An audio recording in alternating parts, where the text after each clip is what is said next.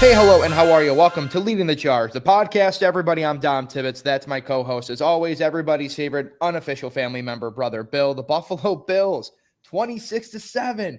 Bill, they did it. We're talking about the Bills after a win. We came to you after a short episode, not getting really to talk too much about that Texans blunder. So the last time we talked was the Bucs game, which they won, but obviously a lot has changed since then. A tale of two halves, Bill. I mean, the first half, we were saying a little bit before we started recording, holy stinker. Thought we were going to be having another depressing Marvin's Room-esque podcast coming up this Monday. But in the second half, things turned around with that huge splash play. Joey Bosa, strip sack on Aaron Rodgers. Benford scoops it up, his first career NFL touchdown. And then from there, it just felt like, a couple other things happened too, right? Like Cam Heyward, Josh, Patrick Queen. We'll get into that a little bit too. But overall, I mean, you get into that second half. What did you think? We just haven't seen that kind of Bills brand of football in what feels like a little bit of time. Yeah, that was like the build a bully that Rex Ryan was talking about. I feel like we just spammed the same play over and over and just ran it down their throats with two backup linemen, which is awesome. But yeah, I mean, don't look at my tweets from the first half. I definitely was not feeling great. I don't think anyone really was. That was reminiscent of like we always talk about this game, but like the 2009 Browns Bills 6-3 game. That's that was an important game to us. We talked about it. That was my first ever Bills game I ever went to. And my mom took me and I'm like, oh, this is great. NFL football. And then it was a stinker. I get it. But yeah, they turned it around. That was like a totally different team that came out at, right after the half. The defense comes out, makes two huge plays, kind of gets the ball rolling, and then James Cook and Ty Johnson and Ray Davis were just taking care of business. The ground attack. So the Bills ran for, in case people missed this stat, 249 total yards of rushing offense. Now that's James Cook, Ray Davis, Josh Allen, and I think Ty Johnson registered a run. I have the stat sheet up here. Yes, two rushes for 5 yards. So it counts in there. But he had a really good first down. I remember he got like hit like 3 yards behind the line and kind of like backpedaled, like forced his way across the first down marker. So yeah, I think that was the same one too, or it's a different one where he had a really nice catch. It was like a 3rd and 10, and he went right, pretty much just absorbed some contact right at the marker and was just able to get across it for a huge first down to keep the chains moving there too. So I mean, Ty effective, of course, and more so in the receiving game. But yeah, that's an all-time record for most rushing yards by a visiting team down in, what was Heinz Field, Pittsburgh, Three River Stadium, Acrisure Stadium, however you choose to remember it. And the last team to do that, Bill, I'm sure you saw, was the Buffalo Bills back in 1975, who had over 300 yards. So a really good day. And I guess that makes me want to start with the fact that we shouldn't even have to, this narrative about the Bills having so much success on the ground, Bill, should not even be something we're talking about. They were without Deion Dawkins and Spencer Brown, but Alec Anderson and Ryan Vandermark stepped up in a huge way. And, the first half, a little shaky for Anderson, couple false starts in there, but he was able to settle down. The rest of the offensive line looked really good. You talk about just one of those performances where you're like impressed from guys stepping up. Those two deserve all their flowers and more. 100%. And I saw you get a little frustrated with the false starts and everything, but I saw a quote from Alec Anderson just talking about not really playing tackle that much, and you're lining up across from Joey Bosa or TJ Watt. And just hearing him talk about it, and you're kind of like, you get it. Right. He's trying to find an edge and get that timing down, so perfect just to give himself any little sort of thing over TJ. And that's a tough ask for someone who hasn't played left or right tackle since college or whatever. Yeah. That's crazy. Well, but he played good, dude. They both played well. Well, what a concept too, Bill. I think Carl Jones from 4 tweeted this last night, but he tweeted out the stat from Next Gen Stats that was that TJ Watt had only 1 pressure against Josh Allen in this Bills offense the entire game, and it was the only time that he went unchipped, meaning that there wasn't a tight end like a Jackson Hosner or Dawson Knox helping on the side to give Alec or Ryan a little bit of help on the offensive line. What a concept that would have been week and a half ago in Houston against that vicious defensive line, right? But hey, I will say too, like, at least they took some correction, looked back at the tape, saw that there were some deficiencies in that department, and got the job done. So credit to the offensive line. I thought they played really well. James Cook, let's go there too. I mean, it starts up front. He'll be the first to admit that to him, but also, like, you need a running back to find the holes and hit it explosively. James Cook, 144 something yards in this one. Yeah, 32 carries, just feeding the workhorse. But here we are. It's been a couple weeks, Bill, since I feel like we've gotten to talk about our mutual affection for James Cook and who he is in this offense. 7th game with over 100 yards rushing or more, leads the NFL. The guy is just special. He's so special. And I it's for as much as we can complain about the passing offense, which we still can in this game, kind of. I do love when they can get the run going. And for some reason, it just worked yesterday. James Cook just setting the tone offensively. Dude, he is so awesome. And like his interview after where he's talking about texting the lineman when he wakes up, and like it's just such a far cry from like what we were dealing with this offseason and how people were like turning on him, and felt like he was kind of getting demonized for, wanting a contract that absolute steal. Like, he is worth so much more. I think he's like 40 yards behind Jonathan Taylor right now for the lead in rushing, which is crazy. He's just a beast. Like, and like there's leadership there too. You hear him talk like that. You see him talking about Josh too, like, don't hit 17 and all that stuff. Like, he's the man. I'm so happy we signed him. And that's probably looking like, it's funny, he was the last on the docket, but it's looking like easily the best sign of that offseason of all the dudes we extended. Of course. Oh, 100%. A guy we'll get to, I'm sure, as well, too, that a lot of fans probably were like, well, Christian Benford. Yeah, Benford definitely, he had his career, a really good game yesterday, too. But, it's funny. You bring up the James Cook interview at the end about, him texting Vandemark and Anderson.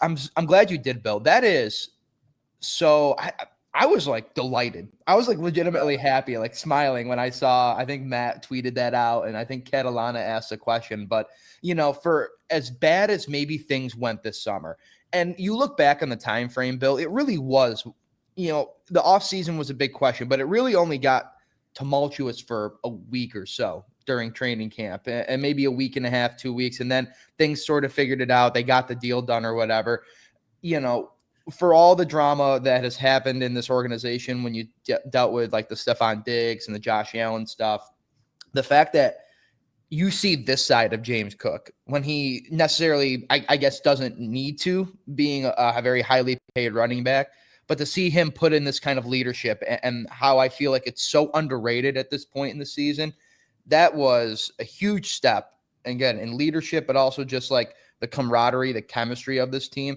I don't know what that spurs in the future, but what a huge step forward from James Cook, just not only on the field, but also as somebody who this team can lean on to be a leader, to be a veteran guy, and to push this offense along.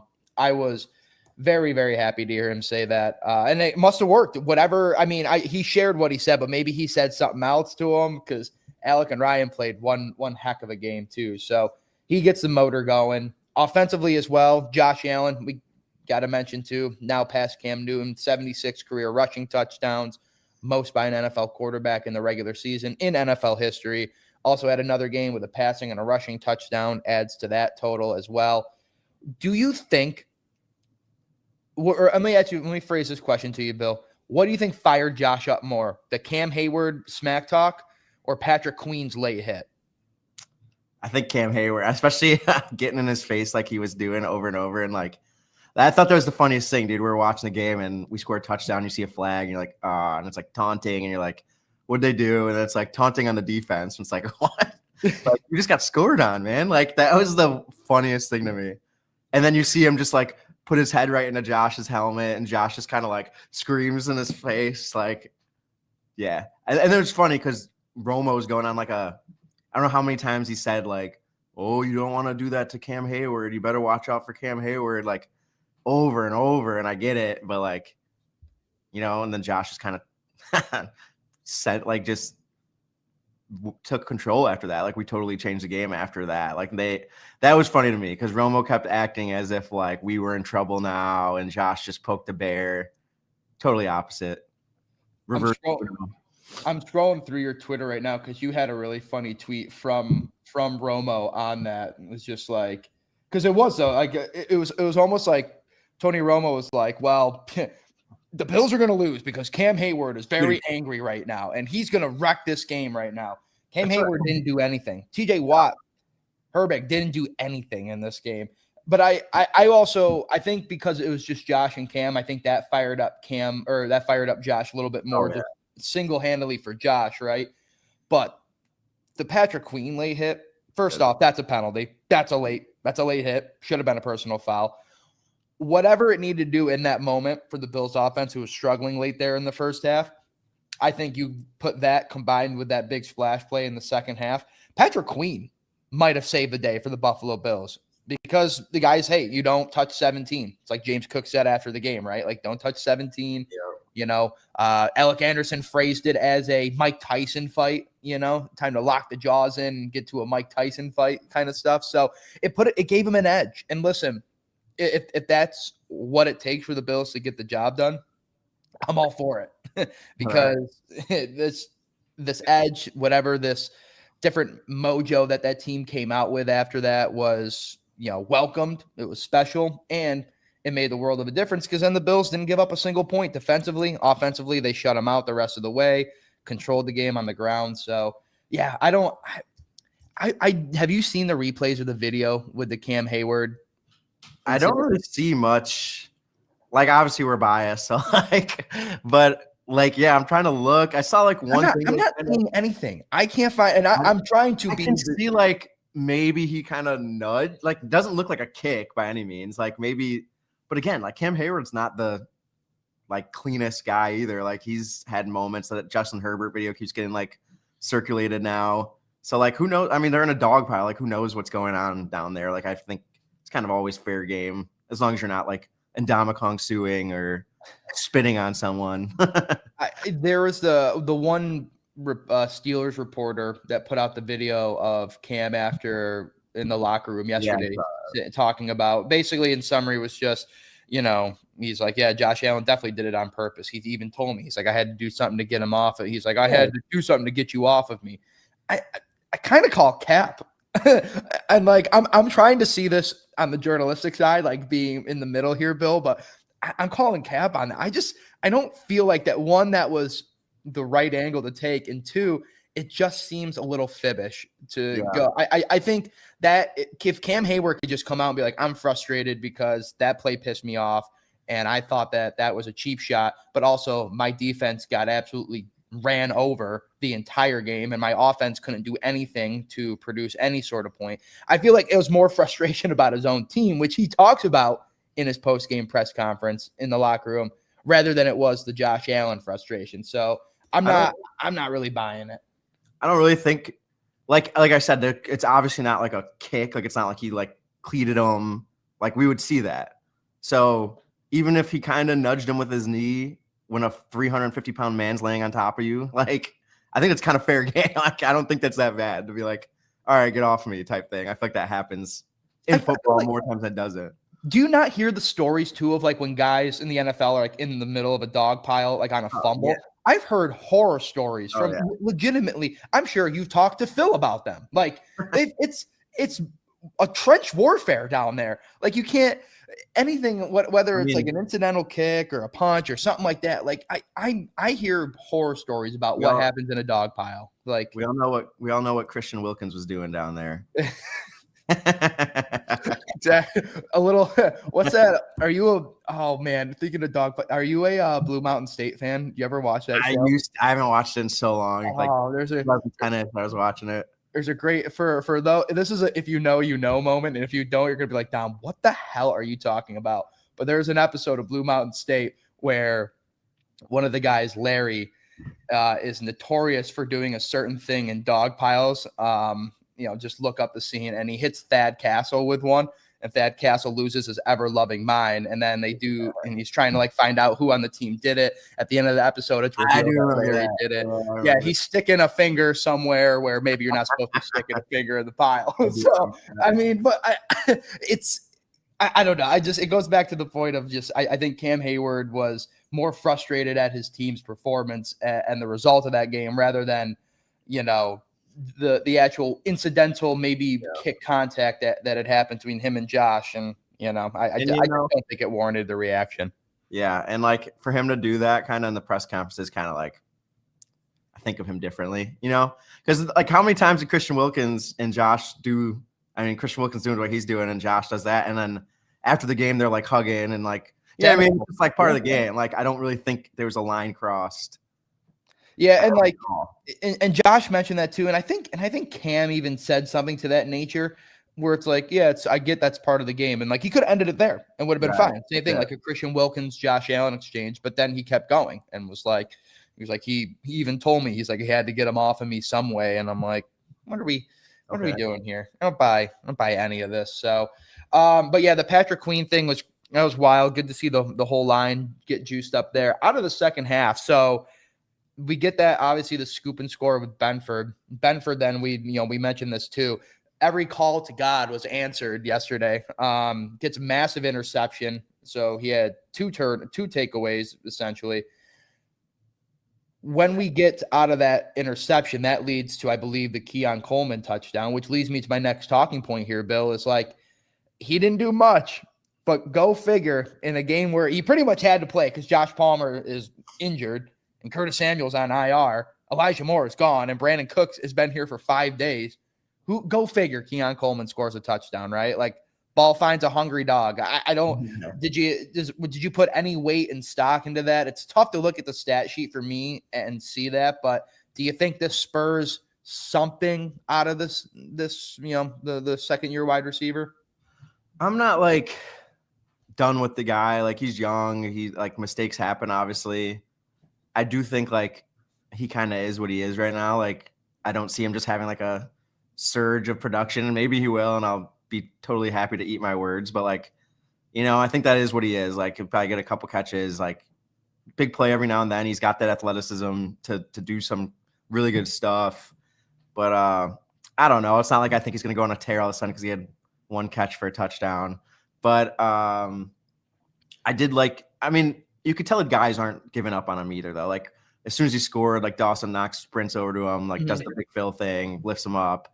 So like, the guys aren't done with him, and like, he's on the team, and I don't think he's a bad dude or anything. So we'll see what happens. It's just, he's definitely not what we probably drafted him or wanted him to be when we drafted him, as like this takeover guy. But he's got a role, I think. I think he can, especially, I mean, with this wide receiver room, someone's got to do something. Yeah. Well, that's the thing that Bills kind of pigeonhole themselves into, though, Bill, is that this is it. These are the options they have. They've got Gabe Davis, they've got Joshua Palmer whenever he gets healthy, they've got Keon Coleman, they got Brandon Cooks and Khalil Shakir. And then sort of, who else am I? Did Brandon Cooks do any? I know he had the first catch. Was that? I don't remember seeing him at all the rest of the game. Did he? Yeah, one catch for 13 yards in there too. So yeah, I mean, there's just it's a depleted room. You know, Elijah Moore's not there anymore, which is, since the last time we recorded Goodbye to My King. It was so fun.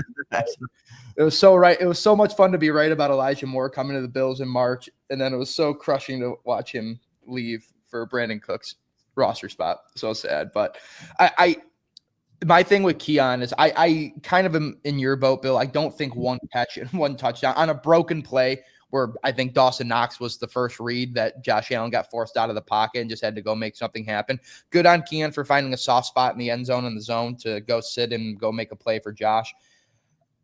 I'm just happy at least it's something, but I think everybody, including Bills coaching staff, Bills fans, us, I think everybody has their right to have reserves about Keon Coleman.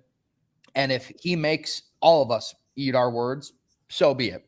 That'd be a great alternative. But I'm not going to buy into too much Keon Coleman stock because I still think in my heart, Keon Coleman might not be a Bill next year. So that's where I'm having a little bit of trouble for me is like, I was talking to a couple buddies about it and they're like, Keon did something. They're like, he did it. He's all the way back. And it's like, yeah, like good for confidence, right? Like he made a play. Bill's got a touchdown, scored off a turnover, which you always want to do. But I'm like, he has, to me, he has so much more to prove. He has so much more left to do. And I know yesterday's game didn't really call for them to go down the field heavy, didn't really call for a big, heavy pass attack. I mean, you look at the receiving stats on this one, Bill, it's 3 receptions from James Cook, Dawson Knox, and Ty Johnson. So 2 running backs and a tight end had your most receptions in the receiving game. Then Cooks, Hawes had 1. So did Gabe and Shakir. And then Keon actually technically did have 2. So it wasn't a game where I think you can fully judge whether or not Keon's back or not by any means. So I'm gonna hold judgment there until we start to see a little bit more. You brought up an interesting question in the beginning. I want to circle back to about the offseason signings. James Cook has clearly been the number 1 most proven signing. I think Christian Benford is there at number 2. Here's where I have a little bit of a quarrel, Bill. Terrell Bernard had a great season last year. Thought he would be a very, very proven signing. He's been banged up and injured. And even when he's healthy, he hasn't looked like himself. Greg Rousseau, sometimes it's like that soccer coach meme. Sometimes maybe good, other times maybe shit. Like it's not even, like he's not doing it. Like we're just not seeing a full impact 60 minutes consistently every single game. And then there's Khalil Shakir, who had a little bit of injury this year. But I also have been a little underwhelmed since, like, I forgot what game it was. It was a few weeks ago where he had a really nice game. But I've been underwhelmed with Khalil Shakir. Where do you feel like those 3 guys are? And, like, are you regretting any of them right now? Because I think you can make a case for 1 or more of those guys where you're starting to scratch your head a little bit. Shakir, I think, is almost like more of a victim to, like, the mess around him. Like, I think he is, like, a really good – like complimentary receiver, like Cole Beasley type, but like if that's all you got, like you're kind of in trouble and they just take away the middle of the field kind of, and he's reduced to, bubble screens half the time. And it's just frustrating, but I'm still pretty high on him. And like, I think in a better offense and a better players around him too, I think he still is that, like, you see it still, like his ability to just create stuff out of nothing with like his yards after catch and what he can do with the ball in his hands is pretty crazy. So I'm not mad about that. Bernard and Rousseau are just, I think Bernard, I remember last offseason when people would do like 1 through 5, like who you signing. And I think I always listed Bernard like 2 behind Benford. Mm-hmm. And I don't know. I know he's hurt. So like, I want to, I know he's hurt. You could tell he's like not moving as well, but he's just, the league changes so fast. And I think we were like ahead of that curve with like the ultra athletic, like smaller linebacker.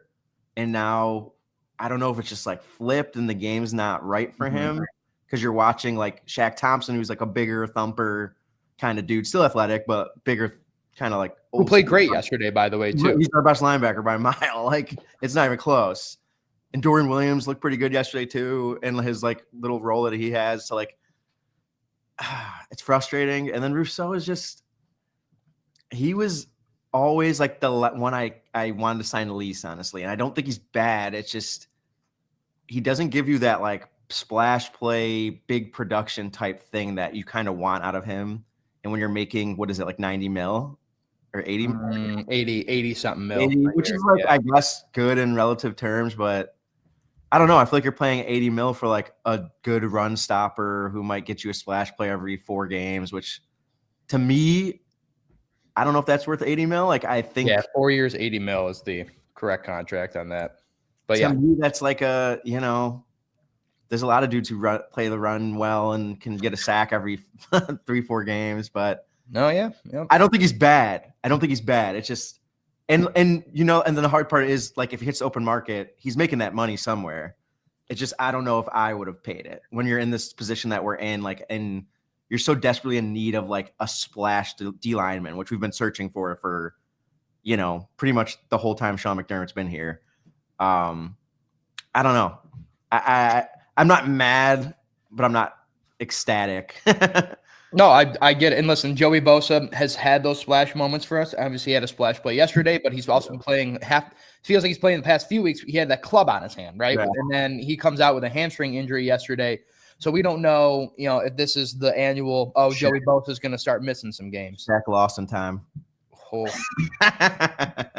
Time is a flat circle. Oh my God, that's right. We haven't gotten a chance to talk about the fact that Shaq Lawson is back here too, which is wild. But yes, it's 2016 all over again, man. It's so funny, this team. But to your point, I think if I had to reclassify the 5 signings, so you have Shakir, Cook, Bernard, Benford, and Rousseau. James Cook would be my number 1 value. Benford would still be my number 2. And Benford was always my number 1. Admittedly, James Cook was like my number 4. He was my 3. It always went. I'm pretty sure I always said Benford, Bernard, Cook, Shakir, Rousseau. I think that's my list. What it was, but now it's Cook's number 1 by a mile. Yeah, my list was Benford, Shakir, then it was TB, then Cook, and then Rousseau. I would say it's for me now. It's Cook and then Benford. I would say Shakir probably stays number 3. This is because, and this is just off of a very recency bias of where we're at right now. The Bills defense has been built what feels like, and I'm not the first to say this, so I'm not coining this at all, but it's been built around to beat the Kansas City Chiefs in the playoffs. That's why you have the speedy athletic linebackers, right? That's why Terrell Bernard got the extension and worked there too. But you're seeing so many deficiencies when opposing offensive coordinators are looking at this guy and being like, well, we can just run a tight end across the field and we can do these certain little routes, or we can just run right up the gut at him. If you have a good running back and a good offensive attack, then you can attack your middle linebacking core. And it's not to knock TB, because I think, I go back to the Ravens game in the AFC divisional last year. Like, what a timely play. I mean, the guy just does have a knack for making timely takeaways when this Bills defense needs it. But he would be right now my 5th if I had to recategorize this entire list. Yeah. It would I would still keep Rousseau, just because this past offseason, 4 years, $80 million is a lot for a guy that you're still hoping to get a little bit more out of. But that market, Bill, as you probably remember too, was astronomical. DNs were getting paid. Rousseau was going to get paid regardless. So I always felt like the Bills got a pretty good deal compared to what else he maybe could have gotten if he tried the open market. But yeah, I'm still a lot left to be desired from Terrell Bernard. Obviously, the injury is going to hamper that a little bit. I don't know how healthy he is going to come back from when he gets off this injury. But we're in a tough spot. But like you said too, I give credit, Shaq Thompson. And I don't know, I'm giving crap about Shaq Lawson being back, but maybe Shaq Thompson reviving his career a little bit here and being a little bit more in the special team, or maybe that's just the old man influx of AARP style football just bleeds into Shaq Lawson. We're Shaq Rehabilitation Center. Just bring all the Shaqs to us. Is there Shaq? You just said something though that reminded me. You said how we were built to beat the Chiefs, and now it's like, are the Chiefs even going to make the playoffs? It's kind of like a sick joke, but it reminds me of, I'm a big Knicks guy, so like 2013 Knicks in the middle of the Miami Heat, like big 3, the Knicks assembled the oldest, weirdest roster of all time that was handpicked to beat the Heat. And they were good, but they were weird and they were old, and it was like their one shot. And they would have beat the Heat. I still believe it, but they couldn't beat the Pacers. So it never mattered. We beat the Celtics, we got to the Pacers, we lost, and everyone was like, oh, well, they were built to beat the Heat. And it's like, well, you got to get there first. And that's kind of what we're dealing with right now, I feel like. Like, you're built to beat this team that, we don't even know if we're going to see them in the playoffs.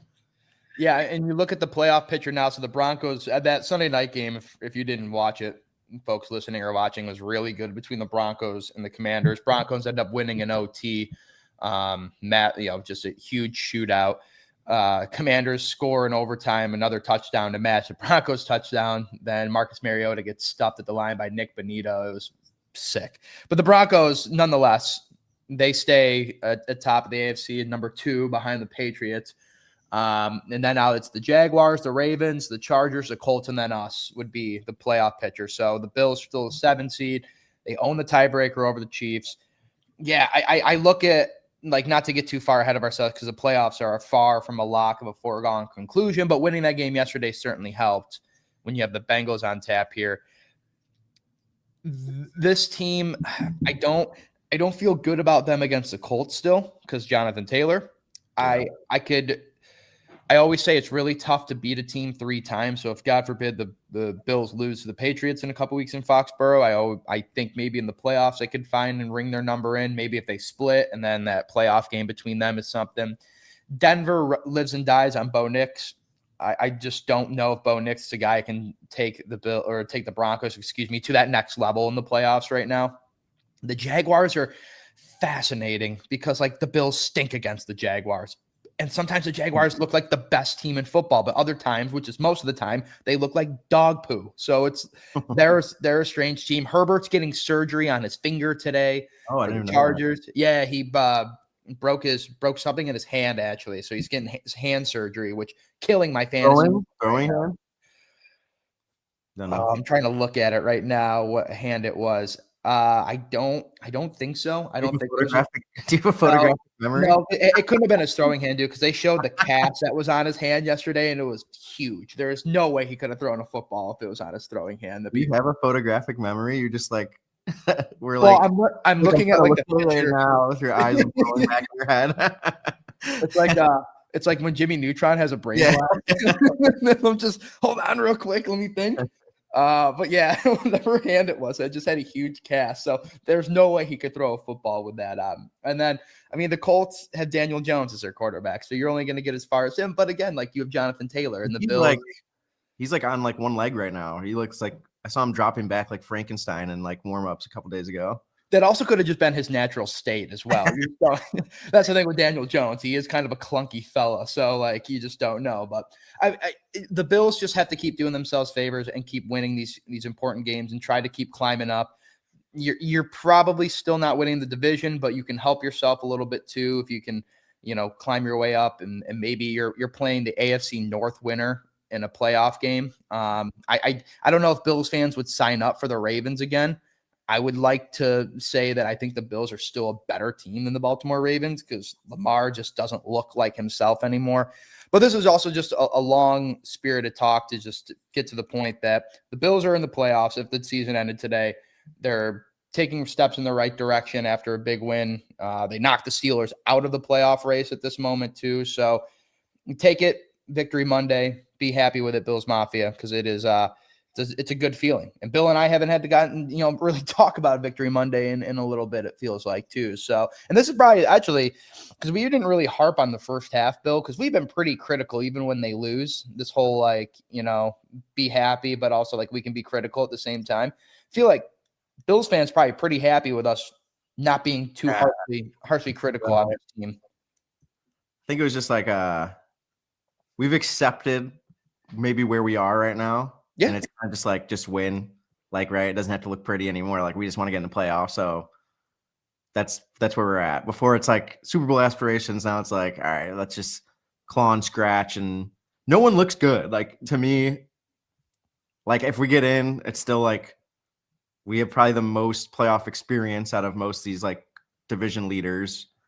And I still think we could kind of go with anyone because I don't think anyone's on this side of the playoffs is standing out to me. Like, I think the Rams are probably the scariest team in the NFL right now, but that would be a Super Bowl problem. Yeah, but then, and it's also funny too, but the NFL is just so weird because like we talk about how the Chiefs are right now. I was looking at the playoff graphics that they put on the broadcast yesterday. Like the Miami Dolphins are technically in the hunt at 5-7, which is hysterical, but the Chiefs are 6-6 and in the hunt, and the Bills own a tiebreaker over them. Like, and then the Rams lose to the Panthers, a team the Bills beat by 40. Granted, was with Andy Dalton, not Bryce Young, but the Panthers go out and beat the Rams yesterday too. So anything can happen. It's plenty of time for chaos to unfold. And honestly, it's like your point, Bill. I look at some of the teams that are in the AFC. It's like who's been there the most, who has thrived in the chaos and who has crumbled in it. You can make the argument that the Bills have done both, but I would also take the Bills. I would take the Bills as my team to be in that situation, just because I feel like they're better suited for it.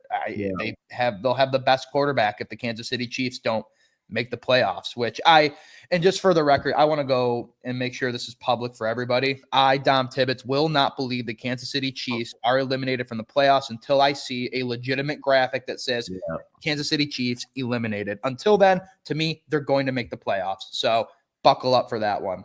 Bill, any final points you want to get to before we break down your video from this week? I don't think so. I think it was just a, tale of two halves, like you said, and we dogfighted our way through it. And I guess that's really what it's going to take rest of the season, which we've done before. So maybe this is where we're comfortable. Do you ever watch the Jimmy V 30 for 30? No, not the Probably Jimmy the best V one. Probably the best one I've ever seen. But wait. I'm sorry. Yes, Jimmy V. I have. For a minute, I thought Dickie V, like Dick Vitale. No, I didn't know. Yes. I don't think they have one, but they should. And they talk about how that run that the Wolfpack goes on, and they're down by every game they're down by double digits, and that's where they're comfortable. It gets to that point where I think in the championship game it was the 6th comeback game they had, and he said it got to a point where we're down 15, and that's where this is familiar territory. This is where we do it. So maybe that's us. We have to get to almost 500 towards the tail end of the season to click into I don't know, finding something. Josh loves something. It's natural smelling salts. Yeah. It's like natural smelling sauce to get the team going there too. Well, 2 years ago, Bill, remember 2023, and I brought up the schedule to remind folks here. The Bills lose that stinker to the Broncos Monday Night Football. Oh my God. I was there. That was my Russell Wilson.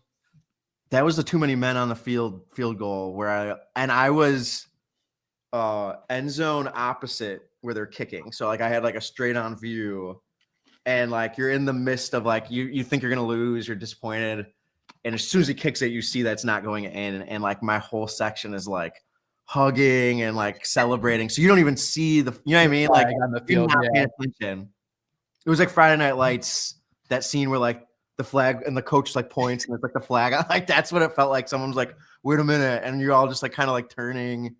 And you're at the game, so there's not great communication, even with the refs talking, and you're just what is happening? Oh my God, that was the worst game I've ever been to. I think that was my least favorite Bills moment I've seen in person, I would have to say. Well, and remember, the Bills kind of just did a little bit of what they were doing this year. They had come off that loss to Cincinnati. They were at that point, they were 5-4,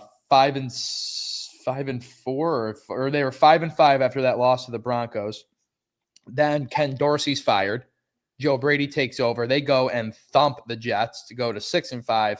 Then they lose at OT thriller to Philly. They're 6-6. So they go into their bye week 13 at 6-6. And then the Bills rattle off a big win against Kansas City that no one saw coming. Then they crush Dallas. Then they sneak out that 2 days before Christmas win against the Chargers.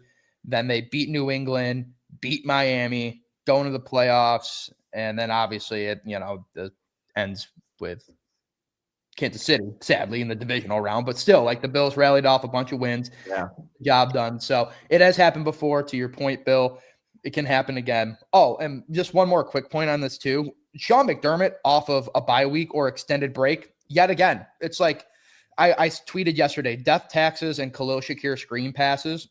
To go along with this Khalil Shakir point about why he's just not being effective. Well, yeah, because he has to catch everything behind the line of scrimmage, apparently. But also death taxes and Sean McDermott winning off extended breaks or buys. Because I don't know what it is, dude. He just gets it.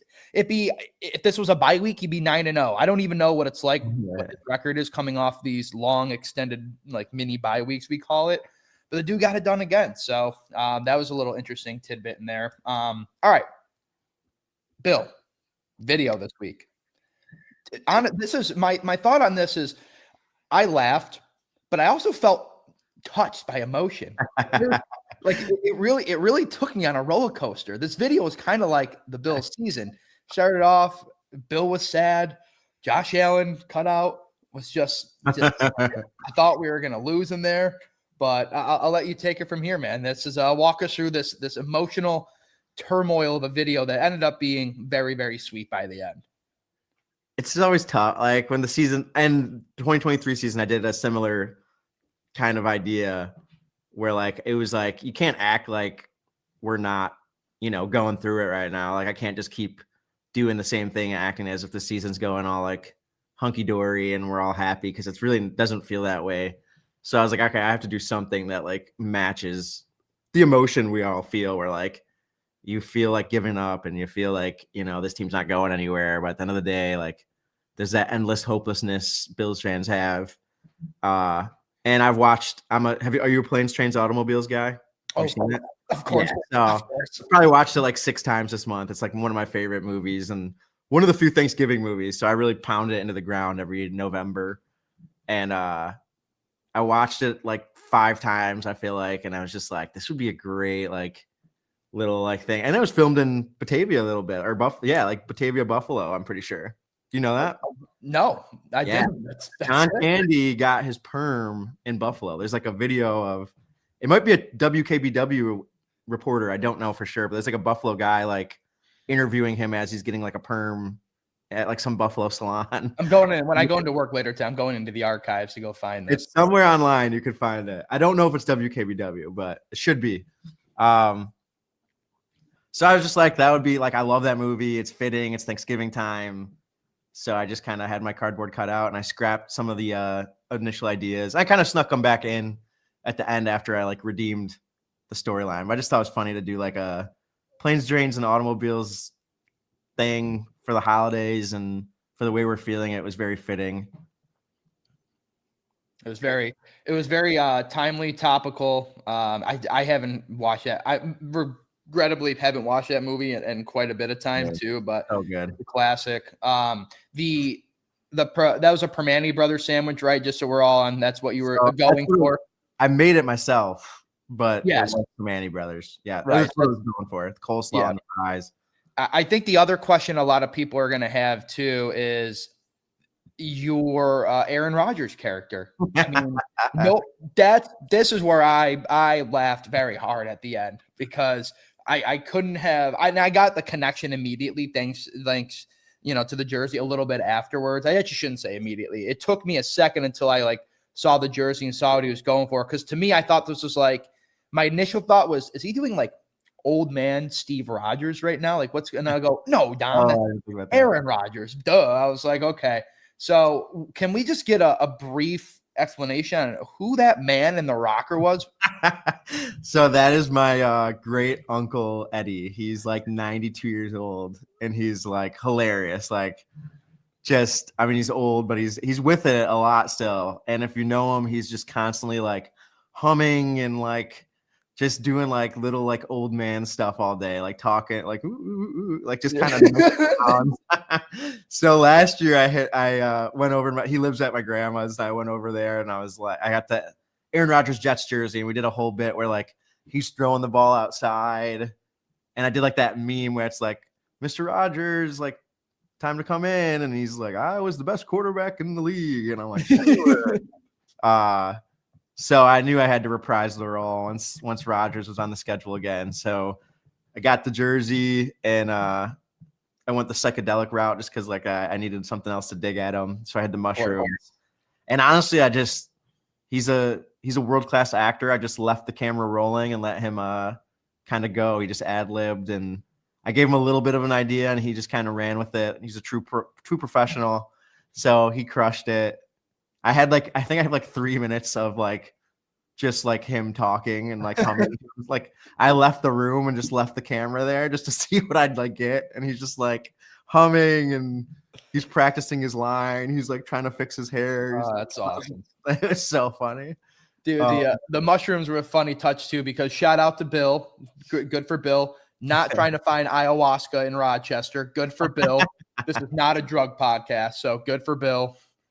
I also that initial like he's pretty blind, like he's pretty like not blind, but he can't see well. So I think he actually like didn't know I think it was a true reaction, like when he's like, "Ooh, these are mushrooms." And he's like got them like right next to his eyes. Like I don't think he knew what they were until he like literally had them like right here. Oh, that was good. A very, very good kick at the end there too. 92. Good for Eddie, man. He's a big fan of him so far. Hopefully we'll get to see him maybe in some more. I don't know, when Aaron Rodgers keeps it going and ends up. I don't know. Hopefully they sneak in the playoffs and we can get a We can get Eddie back. A revised role. Just Eddie getting absolutely decked. You come to Buffalo, have Big Phil in a video, and just have Big Phil just smother him. Just wreck him. Good. That's so funny. All right. Bill, that just about wraps things up here. Any parting words to get to the people before we send them on here on a Victory Monday? Just got to keep fighting the good fight. Keep winning. Yep, keep winning. Hey, ugly wins better than pretty losses. Yesterday wasn't that ugly. You take it every time. Bengals coming up on Sunday, Joe Burrow in Highmark Stadium. So maybe some 2022 revenge, maybe some revenge from that 23 season when they won. The Bills don't do well against the Bengals, but who knows? Let's see what they do. Also, I didn't mention this in the beginning, folks. You did see correctly, or you heard it if you're listening to this on a podcast version. We do have an intro video now, so that's pretty sick. We're taking steps up in this podcast as we go along this season. So thank you guys, as always, for your support, your subscriptions, your listening, your downloads. We really appreciate it. For Brother Bill, I'm Dom Tibbetts. This is Leading the Charge, the podcast. Talk to you guys later.